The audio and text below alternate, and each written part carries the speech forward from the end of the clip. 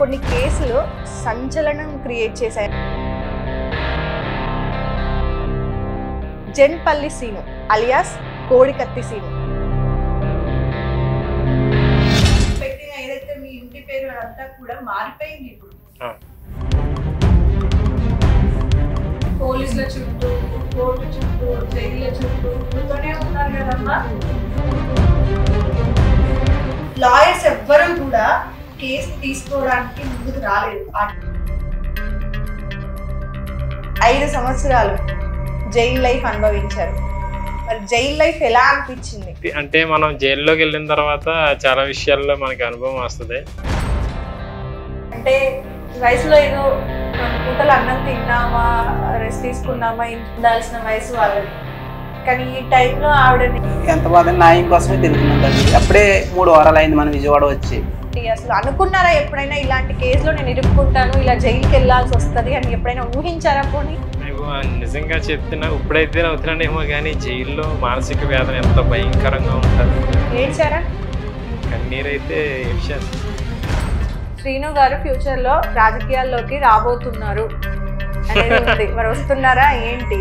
రాజకీయాలనే బాగా డబ్బులతో కూడుకున్న పని అంటది. హాయ్, హలో, నమస్తే, welcome to wild dolls Telugu. నేను మీ యాంకర్ మధు. సో మన 2 తెలుగు రాష్ట్రాలలో కొన్ని కేసులు సంచలనం క్రియేట్ చేశాయని చెప్పొచ్చు. అందులో ఆయిషా మీరా కేసు ఒకటి, నిర్భయ హత్య కేసు ఒకటి, అమృత ప్రణయ్ హత్య కేసు ఒకటి. అలానే వీటితో పాటు ఇంకొక కేసు కూడా చాలా ట్రెండ్ అయింది. జెన్పల్లి సీను అలియాస్ కోడికత్తి సీను. జెన్పల్లి సీను అంటే ఎవ్వరూ గుర్తుపట్టరు, కానీ కోడికత్తి సీను అనగానే ఒక 5 years బ్యాక్ జరిగిన ఎయిర్పోర్ట్ అటాక్ గుర్తొచ్చేస్తుంది చాలా మందికి కూడా.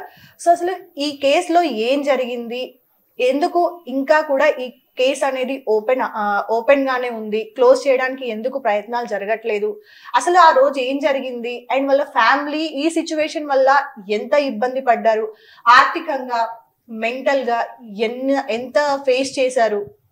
ఒక చిన్న సామాన్యుడి కుటుంబం నుండి వచ్చిన ఈ అబ్బాయి ఇలాంటి ఒక కేసులో ఇరుక్కున్నాడు, ఇలా ఒకటి మీద దాడి చేశారు అని చెప్పగానే ఆ ఫ్యామిలీ ఆ రోజు ఆ విషయాన్ని వినగానే ఎంత సఫర్ అయి ఉంటారు. వాళ్ళ అమ్మ ఒక 50 years అబౌవ్ ఉన్న ఒక పర్సన్.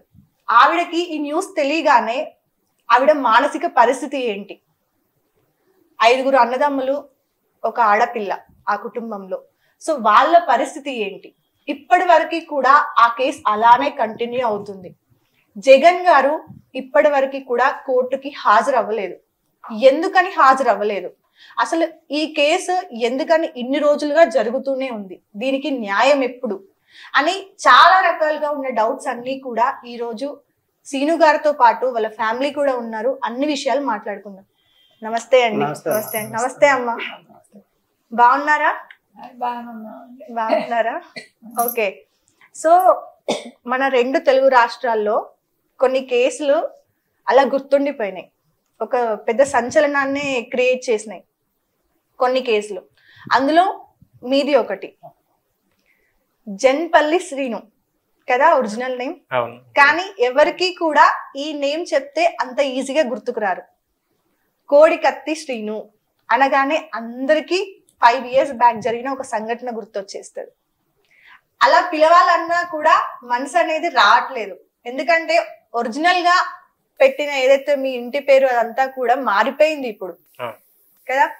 సో ఎలా అనిపిస్తుంది అంటే మిగతా అన్ని విషయాలు మాట్లాడకంటే ముందు కూడా ఇంటి పేరు అనేది అమ్మాయికి పెళ్లి తర్వాత మారిపోతుంది, ఒక ఆడపిల్లకి పెళ్లి తర్వాత ఇంటి పేరు మారిపోతుంది, ఇక అది అంతే. కానీ ఒక అబ్బాయికి ఒక కేసు వల్ల ఇంటి పేరు మారిపోవడం అనేది, మీతో పాటు మీ కుటుంబానికి కూడా మారిపోవడం అనేది వినడానికి కూడా చాలా కష్టం అది. సో జనాలందరూ కూడా ఇలా పిలుస్తూ ఉంటే ఎట్లా అనిపిస్తుంది మీకు? కోడికత్తి శ్రీను, కోడికత్తి ఫ్యామిలీ యాక్చువల్ గా మాట్లాడాలంటే సో ఎలా అనిపిస్తుంది?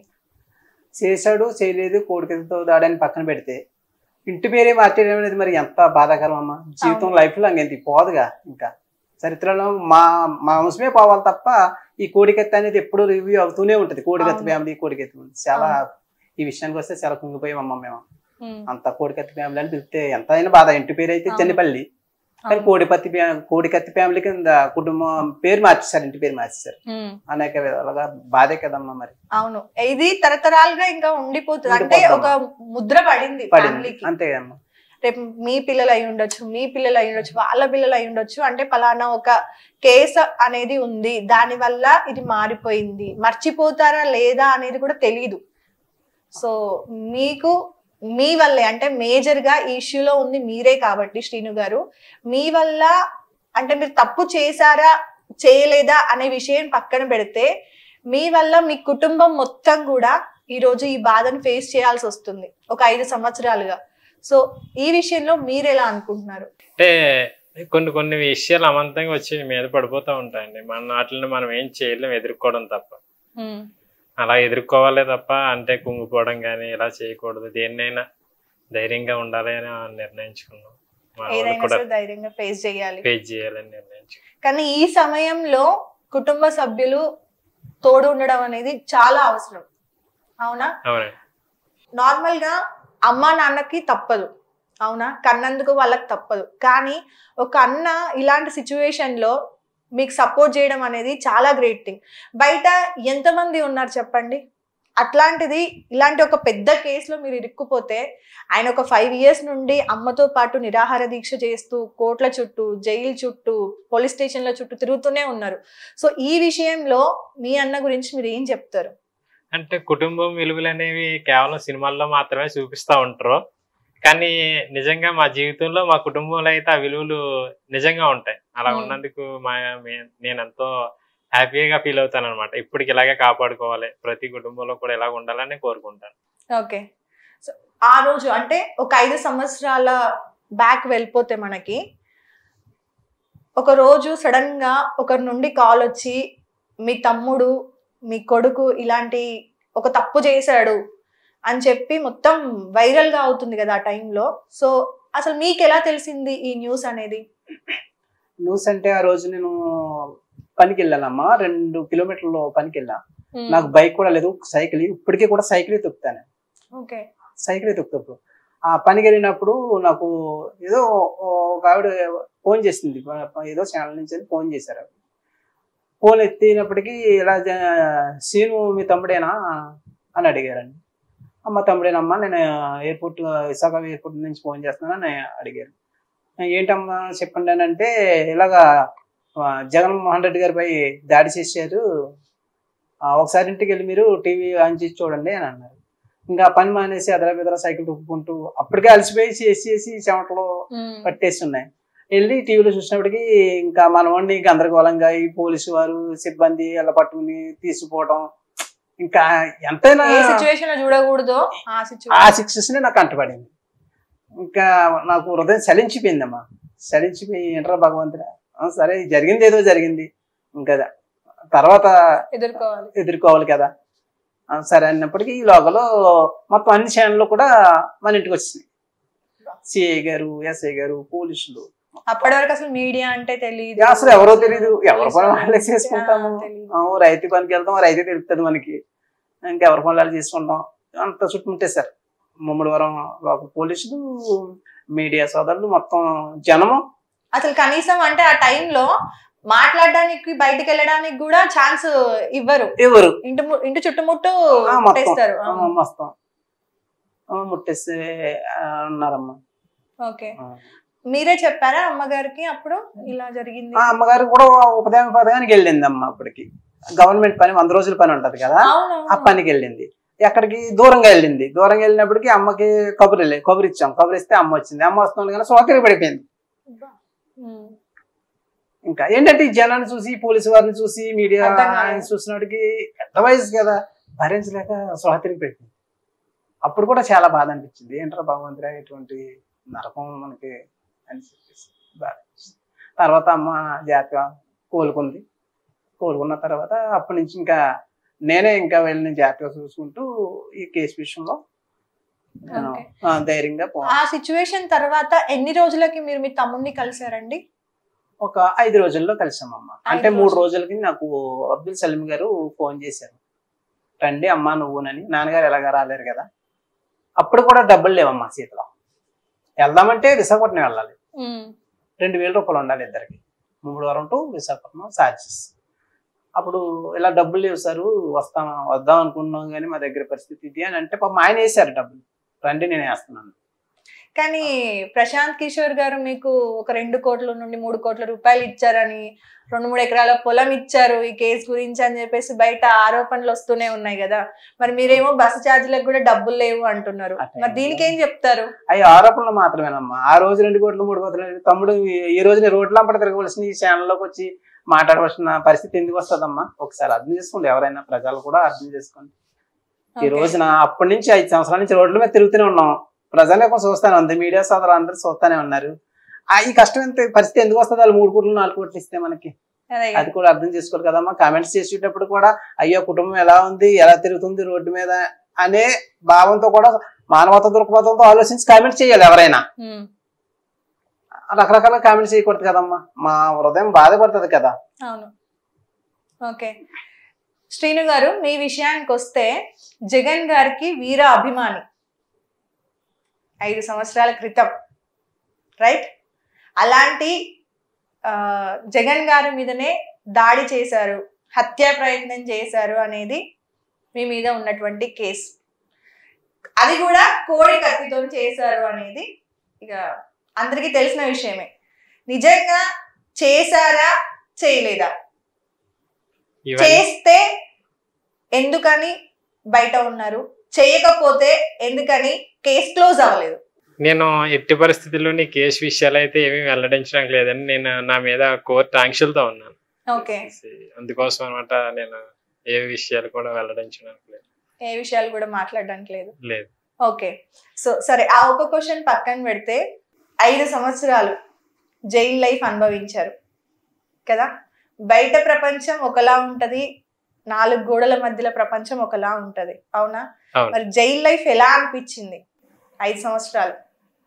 ప్రతి వ్యక్తి అంటే మనం జైల్లోకి వెళ్ళిన తర్వాత చాలా విషయాల్లో మనకి అనుభవం వస్తుంది, ప్లస్ అలాగే కూడా కానీ నేరం అనేది క్షణాల్లో జరిగిపోతూ ఉంటది అనమాట. ఆ విషయాలు వాస్తవం ఒకవేళ నేరం జరిగిన తర్వాత పరిస్థితి కదా, నార్మల్ క్షణికావేశంలో తీసుకునే నిర్ణయాలు లైఫ్ ని మొత్తం తారుమారు చేస్తాయని మాట్లాడుతూ ఉంటాం, అలానే జరిగింది. లైఫ్ ని కాదు, కుటుంబాలే పతనం అయిపోతా ఉంటాయి. అటువంటి వాళ్ళు నేను ఎంతో మందిని చూశాను అనమాట. వచ్చిన తర్వాత వాడు ఇది నాకు కరెక్ట్ అనిపించింది, బాగా కరెక్ట్ గానే చేశానని 2 రోజులు అనుకుంటాడు, 3వ రోజు నుంచి బాధపడడం మొదలు పెడతాడు. ఎందుకంటే కుటుంబం చితికిపోతా ఉంటది, అలా ఇంకా తరతరాల్లో ఆ ఎఫెక్ట్ అలా చూపిస్తానే ఉంటది. అంటే ప్రతి ఒక్కరికి కూడా లోపల ఉన్న వాళ్ళు కూడా అనుకుంటారు అనమాట, ఎవరో ఇలా చేయకూడదు, మనం బయటకు వెళ్ళినాక ఏదైనా చెప్పాలి అని అనుకుంటా ఉంటారు చాలా మంది. అయితే కొంతమంది అయితే ఇంకా అదే పని మీద వస్తూ ఉంటారు, వెళ్తా ఉంటారు, వాళ్ళకి చెప్పలేము అన్నట్టు. కొంతమంది అలాగైతే ఉంటారు, ఇలాగ కూడా ఉంటారు జైల్లో. స్టార్టింగ్ లో జైలుకి వెళ్ళగానే ఏమీ అర్థం కాకుండా ఉంటది కొంచెం, అంటే మీకు మానసిక పరిస్థితి ఎలా ఉండే ఫస్ట్ కొన్ని డేస్? నేను కొన్ని డేస్ అంటే కొంచెం నాకు చాలా గాయాలు అయితే అయినాయి అప్పుడు మొదట్లో. ఒక 3 నెలల వరకు కూడా నాకు ఈ గాయాలతోటి బాధపడ్డాను నేను. అంటే మానసికంగా అనేది అప్పుడు నాకు మానసిక ఆలోచన అనేది లేదు, ఈ బాధ ఎక్కువ ఉంది. ఓకే, సో 5 సంవత్సరాలు కదా, ఫస్ట్ సంవత్సరం ఎలా గడిపారు, సెకండ్ సంవత్సరానికి ఎలాంటి ఆలోచనలు వచ్చినాయి, థర్డ్ సంవత్సరానికి ఎలా డెవలప్ అయ్యారు? ఇలా ఒక అంటే సంవత్సరం మారుతూ ఉంటారంటారు కదా, సో అలా మీలో ఏం మార్పులు జరిగాయి? నేను ఈ కేసు విషయంలో ఒక 8 నెలలు 9 నెలల వరకు విచారణ ఎదుర్కొంటానే ఉన్నాను. ఓకే, అంటే తీసుకువెళ్ళడం, మళ్ళీ రావడం, తీసుకువెళ్ళడం, రావడం, ఇలా ఎన్ఐ వాళ్ళు తీసుకోవడం, ఇవన్నీ ఇలా గడిచిపోతానే ఉన్నాయి రోజులు. ఒక సంవత్సరం, ఒక 9 నెలల వరకు గడిచిపోతానే ఉన్నాయి. మిగిలిన 1 సంవత్సరం అయితే నన్ను బాగా టైట్ చేస్తారు. లోపల సింగిల్ రూమ్ లో ఉండేవాడిని, లాకప్ వేసేవారు, 24 గంటలు లాకప్ లో ఉండేవాడిని. ఆ తర్వాత నేను రాజమండ్రి వెళ్ళిన తర్వాత సూపరింటెండెంట్ గారు ఒక ఆయన ఉన్నారనమాట. ఆయన లేదు 2000 మందికి 5 ఒకలో ఒక టైపు, ఈ కుర్రోడు ఒక టైపు, ఏం చేస్తారు ఏంటంటే నేను ఇలా చదువుకుంటాను సార్, లైబ్రరీకి కట్ట వెళ్తానంటే ఆయన ఏమన్నాడంటే అక్కడ మేడం గారు ఉంటారంట, అనంతలక్ష్మి గారు అని, రాజమండ్రిలో. ఆవిడతో మాట్లాడితే అంబేద్కర్ ఓపెన్ యూనివర్సిటీ ద్వారా డిగ్రీ కట్టేద్దాం సార్, ఇప్పుడు రాజకీయ కోణంతో ముడిపడి ఉన్నది కాబట్టి ఇప్పుడు వెళ్ళదు కదా, ఒక 4-5 సంవత్సరాలు 3 సంవత్సరాలు అయితే అయిపోతుంది కదా అంటే, ఓకే మేడం గారు అని నేను అన్ని సర్టిఫికెట్లు అన్ని రాపించుకుంటే ఫ్రీగానే అన్ని. జైల్లో అయితే అన్ని ఫ్రీగానే, ఉచితంగానే జైల్లోనే ఎగ్జామ్స్ కూడా జరుగుతాయి. అక్కడే డిగ్రీ కట్టి పాస్ అయ్యాను. ఓకే, ఎంత పర్సెంటేజ్ వచ్చింది డిగ్రీలో? 85%. 85% తో పాస్ అయ్యారు. ఇంకా అదే పని కదా, ఇంకా 12 గంటలు చదువుకుంటూనే ఉండేవాళ్ళు ఇంకా. ఓకే, ఇంకా చదువుకోవడం కాకుండా ఇంకా ఏం పనులు చేస్తూ ఉండేవారు జైల్లో నార్మల్ గా? అది మన వ్యక్తిగతమైన విషయాలు. అంటే మనం ఇష్టమైతే చేయొచ్చు, లేదంటే లేదు. ఎందుకంటే ఓన్లీ శిక్ష పడ్డ ముద్దాయిలకు మాత్రమే తప్పకుండా పని చేయాలి. ఓకే, ఎవరైతే ఆరోపించబడ్డారో వాళ్ళు ఏంటంటే జ్యుడిషియల్ కస్టడీలో ఉంటారు అనమాట. దానివల్ల పని చేయడానికి ఇబ్బంది పెట్టరు. పని చేయమని ఎవరు అనరో, వాళ్ళ ఇష్టం అనమాట. వాళ్ళు చదువుకోవచ్చు, లేకపోతే ఏదన్నా వర్క్ చేస్తానంటే చేయొచ్చు. ఓకే, మరి ఫ్రెండ్స్ అయ్యారా జైల్లో కూడా? జైల్లో ఫ్రెండ్షిప్ చేయకూడదండి. ఓకే, చేయకూడదు అంటే అలాంటి రూల్ ఉందా? రూల్ అనేది ఉండదు, కానీ అది మన వ్యక్తిగతమైన విషయం. జైల్లో ఫ్రెండ్షిప్ మంచిది. చెప్తున్నారు. అవును. ఓకే,